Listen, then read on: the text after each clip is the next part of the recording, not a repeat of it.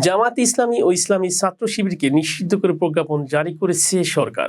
আজ বৃহস্পতিবার বিকালে স্বরাষ্ট্র মন্ত্রণালয় থেকে এই প্রজ্ঞাপন জারি করা হয়েছে। জামাত ইসলামী ও ইসলামী ছাত্র শিবিরকে নিষিদ্ধ করে প্রজ্ঞাপনের পর ঢাকায় নিরাপত্তা জোরদার করা হয়েছে। যে কোনো ধরনের সন্ত্রাস নাশকতা মোকাবেলা করতে প্রস্তুত রয়েছে ঢাকা মহানগর পুলিশ।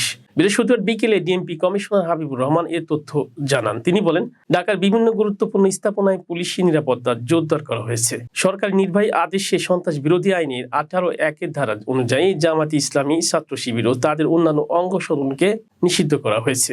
এর আগে নিষিদ্ধ করার বিষয়ে আইনি মতামত দিয়ে স্বরাষ্ট্র মন্ত্রণালয়ে ফাইল পাঠায় আইন মন্ত্রণালয়।